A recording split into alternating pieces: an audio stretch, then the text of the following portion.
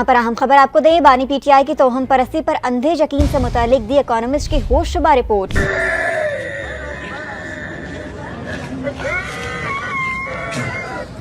آج کے دور میں جس نے اپنا ایمان خراب کرنا ہے نا وہ مرید ہو جائے، اور جس نے اپنا ایمان بچانا ہے تو پیروں سے اپنے آپ کو بچا کے رکھے۔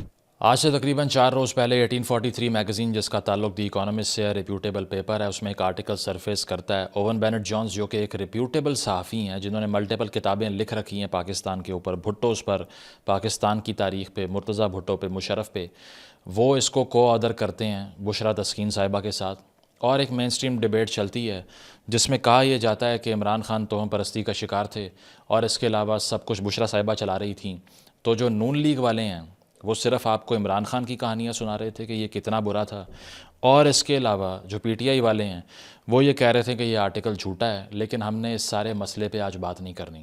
آپ کی اطلاع کے لیے اس نان ایشو پر، اس آرٹیکل پر ہم نے 25-30 منٹ نہیں لگانے۔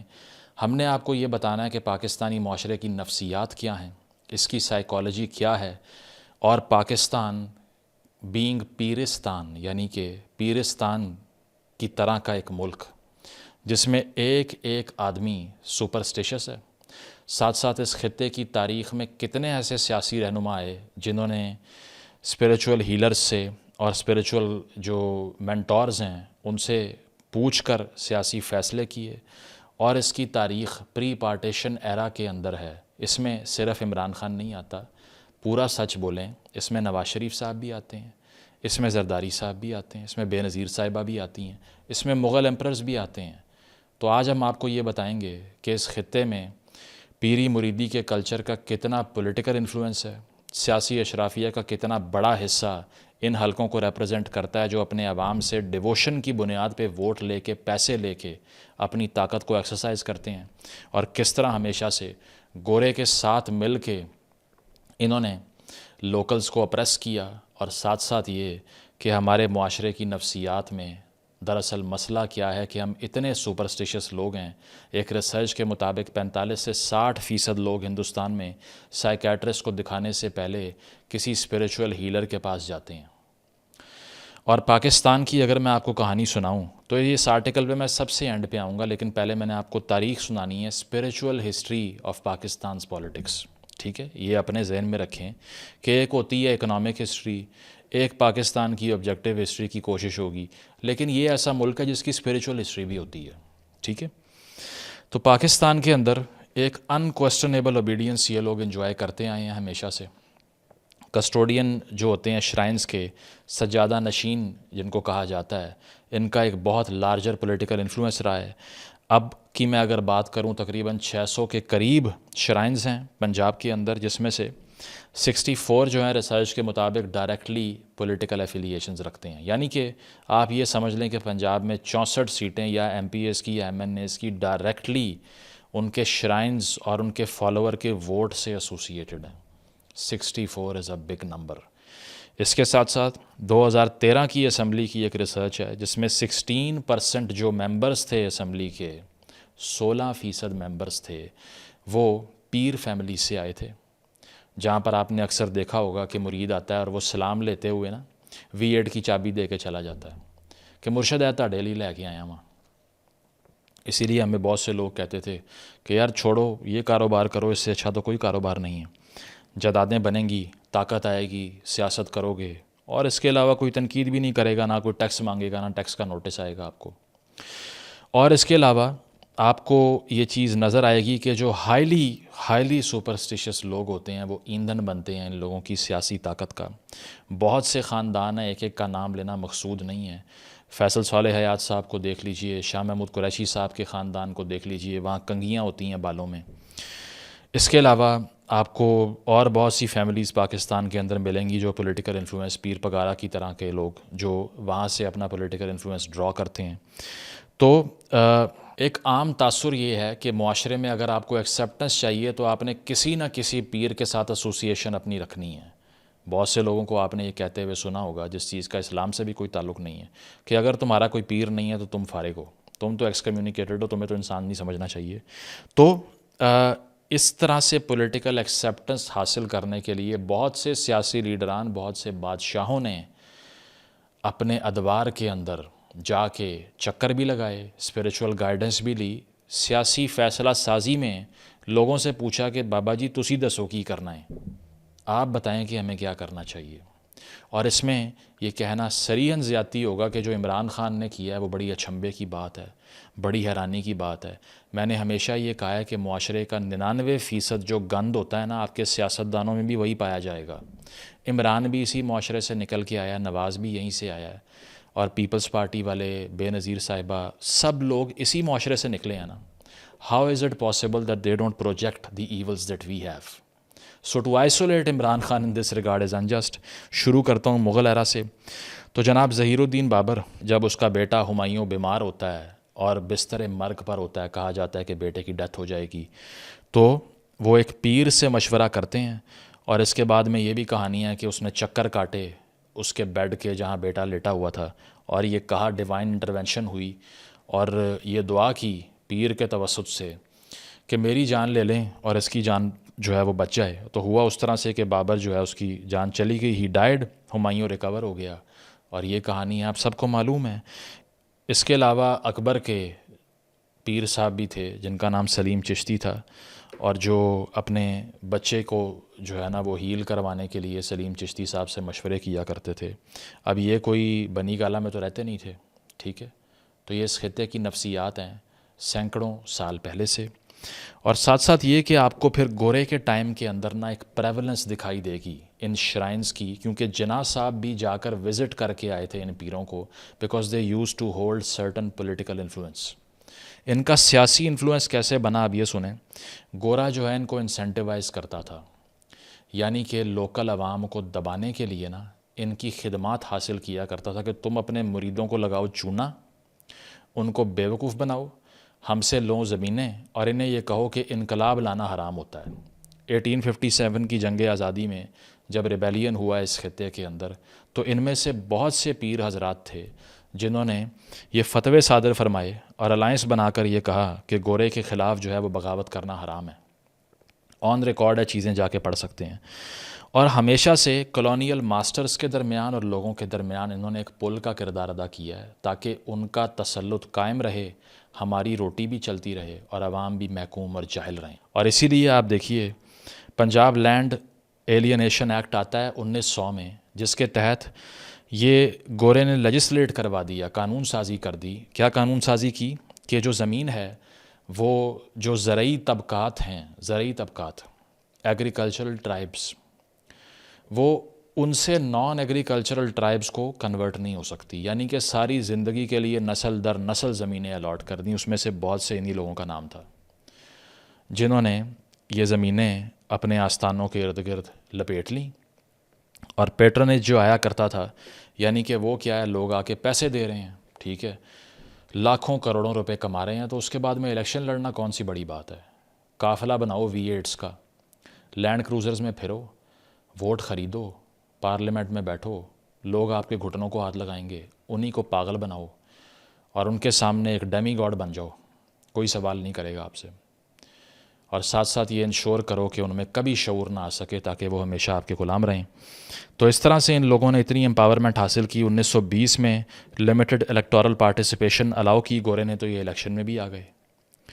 1937 میں صوبائی الیکشن ہوئے, اس میں بھی یہ حصہ لے کے یہ ممبر بن گئے اسمبلیز کے, اور اس کے بعد میں چل سو چل آج تک انہی کے خاندان ہم پہ راج کرتے ہیں. اور ہم ہمیشہ, جس طرح میں ہمیشہ کہتا ہوں, ان کی لینڈ کروزرز کے آگے پیچھے ڈانس کرتے ہوئے دکھائی دیتے ہیں صرف, ٹھیک ہے. بہت سی ویڈیو سوشل میڈیا پہ آپ دیکھ سکتے ہیں. پھر آ جائیے پاکستان کی سیاسی تاریخ پہ, تاکہ آپ کو یہ اندازہ ہو کہ کیا عمران واحد آدمی ہے جو یہ سب کر رہا ہے, ارریشنلٹی کر رہا ہے. ایوب خان صاحب سے شروع ہوتے ہیں جناب. پیر آف دیول شریف جو ہیں, یا دیوال شریف ہیں, I don't know the correct pronunciation, Abdul Majid ان کا نام تھا. ایوب خان صاحب کی ان سے بڑی اسٹرانگ الائنس تھی, ان سے مشورے کرتے تھے. تو پیر آف دیول شریف صاحب نے کیا کیا جناب, سارے جو ان کے فیلو پیرز تھے سارے, بیکاز جیسے میں نے کہا یہ پیرستان رہا ہے پہلے دن سے, فیلو پیرز کو اکٹھا کیا اور ایجنڈا کیا اناؤنس کیا جناب, کہ آپ جا کر اپنے سارے فالوورز کو بتائیں, جتنے آپ کے ماننے والے ہیں ان کو بتائیں, جتنے آپ کے آستانے ہیں وہاں سے یہ بات پھیلائیں کہ 1965 کے الیکشن میں فاطمہ کے خلاف ایوب کو سپورٹ کریں, کیونکہ فاطمہ جناح عورت ہے اور تم خدا کی خوشنودی کھو دو گے اگر تم نے فاطمہ جناح کو سپورٹ کیا. یہ نیکسس رہا ہے طاقت کا یہ پیری مریدی کے ساتھ. جس طرح میں نے آپ کو بتایا پہلے کہ کلونیل ماسٹرز بھی انہی سے کام لیا کرتے تھے اور ہم نے بھی انہی سے کام لیا. ٹھیک ہے. اور یہ وہ دور ہے جب بیسک ڈیموکریسیز جو بی ڈیز تھیں ایوب کے لوکل الیکشنز, اس میں بہت سے انہی لوگوں کو سیٹیں دی گئیں. مائنڈ یو جو مانیکاز تھے پاک پتن کے, وہ بھی انہی کے دور میں, ایوب کے دور میں انفلوئنشل ہوئے اس پیٹرنیج کی وجہ سے. اور جو جمہوری لیڈر تھی اس کے خلاف پیروں کو ایکٹیو کیا گیا. ٹھیک ہے, فاطمہ جناح کی بات کر رہا ہوں. بھٹو صاحب پہ آ جائیں, سوشلسٹ آدمی تھے, جیسی طاقت میں آئے اسلامک سوشلسٹ آدمی ہو گئے. ٹھیک ہے. اور اس کے بعد میں کیا ہوا جناب کہ ویسے تو ان کی حکومت نے اویئرنیس کیمپین کی تھی کہ پیر جو ہیں وہ انسانی ہوتے ہیں اور ایک لمیٹڈ جو ہے وہ رسپیکٹ ہونی چاہیے, بٹ ان کے آرڈرز کو وہ آرڈرز کو ایگزیکیوٹ نہ کریں جو غیر انسانی ہیں. But on the side lines ایک بنگالی پیر تھے مجیب الرحمن چشتی, ان سے جناب یہ تعویذ بھی لینے جاتے تھے, مشورے بھی کرتے تھے, اور بنگالی پیر سے مشورہ کر کے بنگال توڑوانے میں کردار پلے کر دیا اپنا. صحیح ہے. آگے آئیں. اب چونکہ یہ بات ہوتی ہے بے نظیر صاحبہ کو لے کے بھی, عمران خان کو لے کے بھی, لیکن خان صاحب واحد آکسفورڈ کے پڑھے ہوئے نہیں ہیں جو اس لحاظ سے اسپریچول مینٹورس پہ جا کے گائیڈنس لینے پہ یقین رکھتے ہیں. بے نظیر صاحبہ was the first one I suppose after Bhutto. زنکا شریف, شاید اس کی پروننسیشن یہی ہے, because my mother tells this to me because her ancestral village is from Mansehra. تو وہاں پر ایک دیوانہ بابا صاحب تھے, آج بھی آستانہ موجود ہے. بے نظیر صاحبہ اپنے اقتدار سے پہلے اور اپنی 2 حکومتوں میں ان کے پاس اسپیشلی جایا کرتی تھیں. اور نواز شریف صاحب کے پیر بھی یہی تھے. آپ حساب لگائیے کہ اپوزیشن اور حکومت دونوں کا پیر ایک ہے. یہ اسی طرح ہے کہ آج کے دور میں جو الزام نون لیگ والے بشرا بی بی پہ لگا رہے ہیں, آپ تصور کیجئے کہ نواز شریف صاحب بھی اپنے سیاسی فیصلوں کے لیے بشرا صاحبہ سے مشورہ کریں اور خان صاحب بھی کریں. تو ان بابا جی کے پاس بے نظیر صاحبہ, Oxford graduate, secularized, first woman prime minister in the world, وہ جایا کرتی تھیں. نواز شریف صاحب جایا کرتے تھے. پہلے سڑک بنوا کے دی بے نظیر صاحبہ نے ان کے گاؤں تک, دوسرا ہیلی پیڈ بنوایا تاکہ ڈائریکٹ ایکسیس ہو پیر صاحب کے پاس میری. اور نواز شریف صاحب بھی جا کر سوٹے اور ڈنڈے کھاتے رہے ہیں ان سے. اس کی وجہ یہ ہے کہ وہ بلیسنگ دینے کے لیے ایک ریچول تھا دیوانہ بابا صاحب کا کہ وہ ڈنڈا مارتے تھے وی وی آئی پیز کو تاکہ ان کی قسمت بہتر ہو جائے. پہاڑی چڑھ کے ان تک جا کے پہنچتے تھے یہ دونوں. نواز شریف صاحب نے دوسرے دورے حکومت میں بجلی لگوا کر دی ان کے گاؤں میں. اور یہ کہا جاتا ہے ایلیجڈلی کہ جب اسٹیٹ وزٹ ہوا تھا آئی گیس بے نظیر صاحبہ کا وائٹ ہاؤس میں, تو جو انٹوراج تھا جو بے نظیر صاحبہ کے ساتھ جو لوگ موجود تھے اس میں ایک پیر صاحب بھی تھے جو سسپیکٹ کیا جاتا ہے کہ یہی تھے, جن کو امریکہ بھی وہ لے کر گئیں. یہ ہیں جناب وہ لوگ جو کہ آج عمران خان پہ تنقید کر رہے ہیں کہ یہ کیوں اتنا زیادہ ارریشنل آدمی ہیں, جبکہ کون یہاں پر ایسا ہے. اب میں یہ بات ٹھیک ہے یا نہیں یہ میں اینڈ پہ بتاؤں گا. ضیاء صاحب کے دور میں تو سارے نان پارٹی الیکشنز میں ان بہت سے پیر حضرات نے الیکشن لڑے اور وہ الیکٹ ہو گئے. نواز شریف صاحب نے طاہر القادری صاحب کو بھی پیٹرنائز کیا, ان کی اپنے انٹرویوز موجود ہیں کس طرح حج کروایا ان کو ان کے والد صاحب نے, یہ سارا کچھ. اور پیر پگارا صاحب نے کس طرح سے 1985 کے الیکشن میں ضیاء الحق صاحب کا ساتھ دیا, ان کی نیا ڈوبنے سے بچائی. آصف علی زرداری صاحب کے حوالے سے کہا جاتا ہے پیر محمد اعجاز صاحب پریزیڈنشل پیلس میں رہا کرتے تھے, صدارتی محل میں, اور ان کی نظر اتارنے کے لیے قربانیاں ہوتی تھیں. یہ بھی انہیں کہا گیا کہ جو سمندر ہے دریا ہے اس کے قریب رہو غالباً. اور ساتھ ساتھ اب آ جائیں عمران خان پہ اینڈ پہ, تو عمران خان صاحب اپنی کتاب میں یہ بات لکھتے ہیں کہ 35 سال کی عمر تک میں نہ بلیور تھا نہ میں نان بلیور تھا, لیکن میرے ساتھ ایک واقعہ ہوا کہ میں لاہور میں 100 کلومیٹر انڈین بارڈر کے قریب 100 میل غالباً انڈین بارڈر کے قریب میں شکار کرنے گیا. تو وہاں پر ایک ریموٹ ولیج تھا, ایک گاؤں تھا. اپنی کتاب میں لکھ رہے ہیں عمران خان پاکستان جو ان کی بک ہے آپ پڑھ سکتے ہیں, اور لکھتے ہیں کہ وہاں پر مجھے ایک اسپریچول ہیلر ملے, ایک پیر صاحب ملے, ایک دوست لے گئے ان کے پاس, بابا چھلا نام تھا غالباً. پہلے انہوں نے یہ ریئلائز کیا کہ یہ بابا جی جو ہے نا یہ مجھے جانتے نہیں, یعنی کہ عمران خان کون تھا بابا جی کو نہیں پتہ تھا. یہ بات ہے 1987 کی غالباً اور 88 کی. تو بابا جی نے عمران خان صاحب کو ایک بات بتائی, اور وہ بات یہ تھی کہ تم جو ہو نا ابھی جو تم کام کر رہے ہو, جو تمہارا پروفیشن ہے وہ تم نے چھوڑا نہیں ہے, you are still in the game quote unquote. Urdu یا پنجابی میں کہا ہوگا, انگریزی میں لکھا ہوا کہ تم جس پروفیشن میں, جس فیلڈ میں, جس پیشے سے منسلک ہو ابھی وہ ختم نہیں ہوئی. اب ہوا یہ تھا کہ عمران خان تو ریٹائر ہو گیا تھا کرکٹ سے, تو عمران نے کہا کہ میں نے تو چھوڑ دی کرکٹ, اب میں تو اس پروفیشن میں نہیں ہوں. بابا جی نے کہا نہیں تم ہو انشاءاللہ, ابھی تم نے اس فیلڈ میں کام کرنا ہے. اور ہوا یہ کہ بعد میں ضیاء الحق صاحب ایک ٹیم کو ڈنر دیا, اور اس ڈنر کے دوران ٹی وی کے اوپر ضیاء صاحب نے خان صاحب سے ریکویسٹ کی کہ پلیز ملک کے لیے, قوم کی جو ہے نا وہ ایک عزت کے لیے, ایک نیشنل پریسٹیج کے لیے کرکٹ ٹیم کو ہیڈ کریں, آ کے ریٹائرمنٹ واپس لے لیں. عمران خان نے ریٹائرمنٹ واپس لی, ویسٹ انڈیز کے خلاف سیریز کھیلی, کچھ سال بعد ورلڈ کپ کھیلا, and he won us the world cup. And Imran Khan said کہ کیسے پتہ تھا اس آدمی کو میں واپس آؤں گا. اور تب سے اس کا سفر شروع ہوا کہ وہ ان لوگوں کے پاس جانا شروع ہو گیا, اور اس کے بعد 1 سال بعد میاں بشیر سے ان کی ملاقات ہو گئی. یہ قصہ بھی انہوں نے اپنی کتاب میں لکھا ہوا ہے, جو کہ کلین شیو تھے. انہوں نے ان کو یہ بھی بتایا کہ بچپن میں آپ کی والدہ سونے سے پہلے کون سی ورس پڑھا کرتی تھیں آپ کے اوپر, جس سے خان صاحب اور حیران ہوئے. اور اس کے بعد میں یہ سلسلہ چلتا رہا. بشرا صاحبہ سے بھی ان کی ایک ڈیووشن رہی ہے, اسپریچول مینٹور کہتے ہیں وہ ان کو اپنا. تو اس طرح سے خان صاحب کا بھی یہ دور شروع ہو گیا. باقی کہانیاں آپ اس آرٹیکل میں پڑھ چکے ہوں گے, اوون بینٹ جونز والے, جس میں آپ کو پتہ ہے کہ کافی کلیمز کیے جا رہے ہیں. یہ کہا گیا کہ پولیٹیکل اپوائنٹمنٹس بشرا صاحبہ کو تصویریں دکھا کر کی جاتی تھیں, کیونکہ وہ چیک کرتی تھیں کہ کس کا چہرہ پڑھ کے کون اچھا ہوگا کون برا ہوگا. یہ کہا گیا کہ ایک کی انسٹیٹیوشن, یعنی کہ اس کا اب شاید اشارہ کسی انٹیلیجنس انسٹیٹیوشن کی طرف ہے اس آرٹیکل میں, کہ وہ بشرا صاحبہ کے پیر صاحب کو بتا رہے تھے کہ جناب یہ ہوگا, اور وہ بشرا صاحبہ کو, بشرا صاحبہ عمران خان کو. تو یہ نیکسس چل رہا تھا, اسپائی مسٹک نیکسس کہا گیا اوون بینٹ جونز کے اس آرٹیکل میں. تو اس کو ایکسپوز کر دیا جناب, اور ساتھ یہ کہا کہ جی وہ ڈرائیور سفیر جو ہے عمران خان کا پہلا ڈرائیور, اس نے یہ انٹرویو میں بتایا کہ بشرا صاحبہ نے ڈرائیور سے کہا کہ 1 کلو 250 گرام بیف لے آؤ بازار سے, اور جب وہ بیف لے کے آیا تو خان صاحب کے سر سے وار کے کھانے کے لیے ڈال دیا. تو بھائی اس میں کون سی بات ہے؟ یہ چلے جائیں لاہور میں یا کسی شہر میں, آپ کو سڑکوں کے کنارے پہ لوگ کھڑے ہوئے لفافے شاپنگ بیگز لے کے کھڑے ہوتے ہیں گوشت ڈال کے اس کے اندر, اور روڈ سائڈ پہ میں نے خود بچپن سے یہ دیکھا ہے کہ لوگ ان کو پیسے دیتے ہیں, وہ سر سے ایسے گھما کے نہر میں پھینک رہے ہوتے ہیں, اور سارے جو چیلے ہیں اور کوے ہیں وہ آ کے کھا رہے ہیں اس کو. تو یہ کہا گیا کہ دیکھیں یہ کیا ہو رہا تھا. بھائی پروجیکشن ہے معاشرے کی, کون یہاں پہ ایسا ہے جو کہ سرچ کر لے پلاسیبو افیکٹ کیا ہوتا ہے. یہ جتنا سارا سٹرکچر ہے نا, جس میں ایک بندہ جاتا ہے اور اس کو ڈیزیز ہوتی ہے اور وہ کہتا ہے کہ بابا جی مینوں یہ مسئلہ ہو گیا ہے, اور وہ آگے سے کہتے ہیں کہ مجھے پتا تمہیں یہ ایشو ہے. اب یہ کیا ہے؟ یہ پلاسیبو افیکٹ ہوتا ہے. پلاسیبو افیکٹ کو اگر آپ میں سے کسی نے گوگل نہ کیا تو یہ ساری ویڈیو دیکھنے کا کوئی فائدہ نہیں ہوا آپ کو, کیونکہ یہ ایمولیٹس پہننا, یہ سارا کچھ کرنا, اس کا ایک تو تعلق ہمارا انڈین روٹ سے ہے, اس کا تعلق اس طرح سے اسلام سے بھی نہیں ہے. ٹھیک ہے, بہت سے ڈکریز ہیں, میں وہ ساری مذہبی بحث نہیں کرنا چاہ رہا, جس میں اس کو بالکل جو ہے وہ آؤٹ لا کیا گیا ہے ان پریکٹسز کو.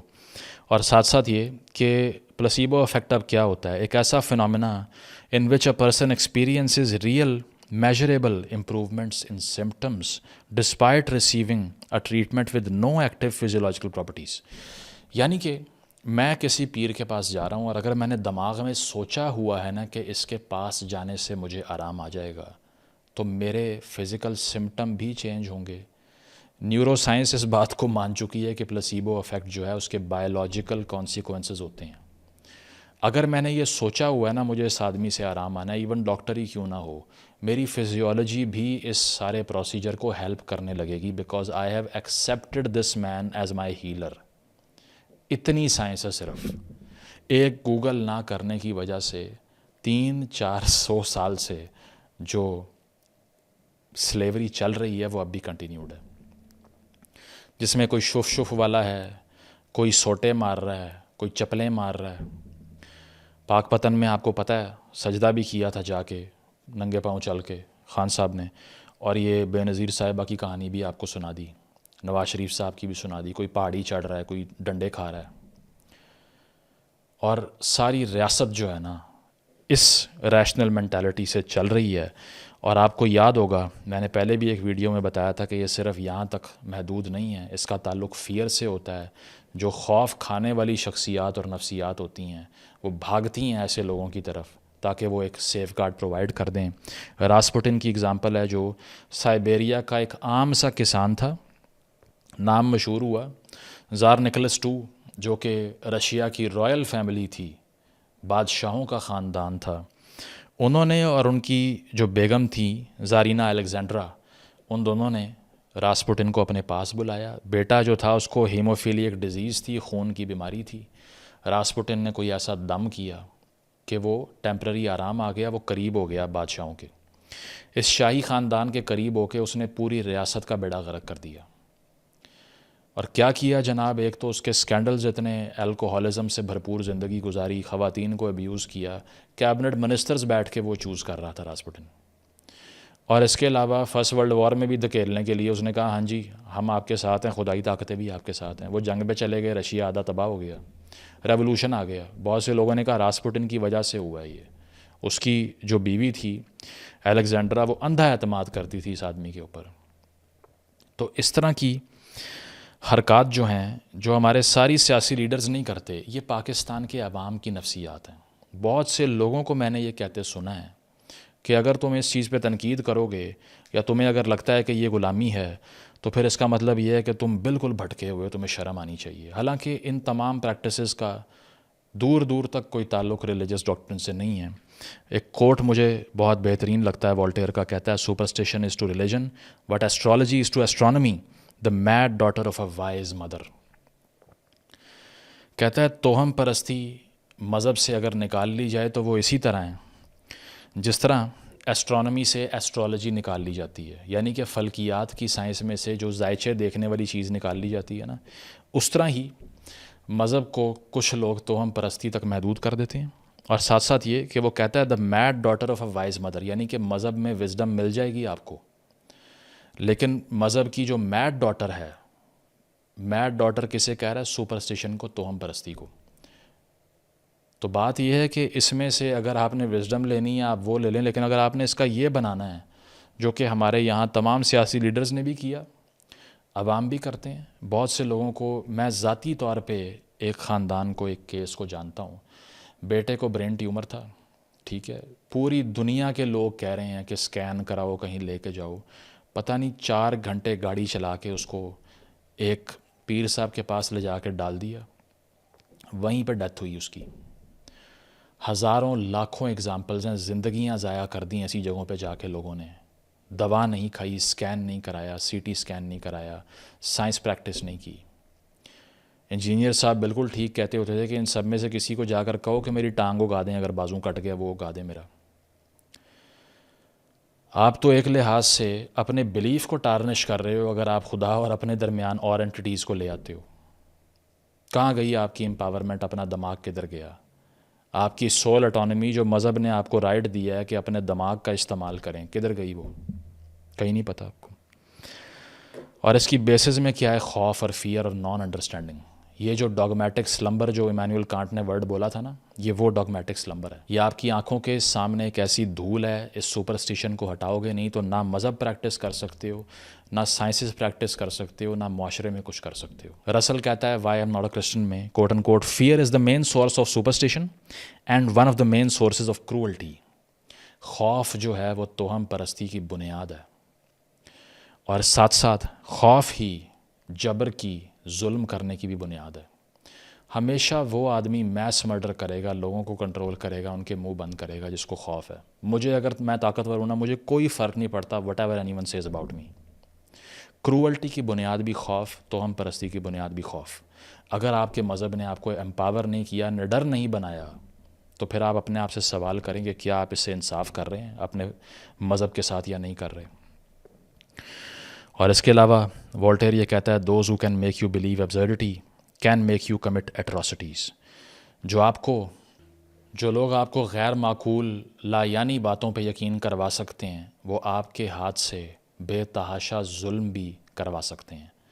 تو ہمیں ان سیاسی لیڈروں میں سے ایک دو کو چوز کر کے تنقید نہیں کرنی چاہیے. یہ مسئلہ معاشرے کا ہے. جا کے پڑھیے یورپ نے مڈل ایجز میں لاکھوں خواتین کو یہ الزام لگا کر جلا دیا کہ یہ جادو کر رہی تھی. انسان کی نان انڈرسٹینڈنگ اور ارریشنالٹی، غیر منطقی رویے نے اتنے انسانوں کی گردنیں اڑانے پہ اس کو قائل کیا ہے جس کا آپ حساب نہیں لگا سکتے. آپ کی سب سے بڑی طاقت آپ کی ریشنل فیکلٹیز ہیں، اور اگر آپ کو یہ لگتا ہے کہ کوئی اینٹی آپ کا دماغ بند کرنے آ رہی ہے اور وہ آپ کی خیر خواہ، ایسا نہیں ہے. آپ کو اگر خدا نے یہ کوالٹی دے رکھی ہے کہ اپنا دماغ کا استعمال کریں اور آپ نہ کریں تو یہ زیادتی ہے آپ کی فطرت کے ساتھ. یہ آپ نے انٹرپریٹیشن کرنی ہے. اگر آپ نے غلام رہنا ہے کسی کا، کہیں جا کے پیسے اور گاڑیوں کی چابیاں دینی ہیں، آپ ضرور دیں.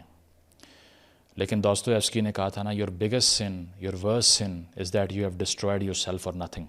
تمہارا سب سے بدترین گناہ یہ ہے کہ اپنے آپ کو بغیر کسی وجہ کے بلی چڑھا دو اور تباہ و برباد کر لو. اپنے بچوں کو، اپنے آس پاس کے لوگوں کو بتائیے کہ ان چیزوں کا اسلام سے کوئی تعلق نہیں ہے. ان کو یہ بتائیے کہ ارریشنالٹی آپ کی زندگی کو برباد کر دے گی. دلیل، منطق، لاجک، دماغ اور پروگریسو ویلیوز، سائنٹیفک ویلیوز ہی ایک اسلامی معاشرے کی بھی بیسز بن سکتی ہیں.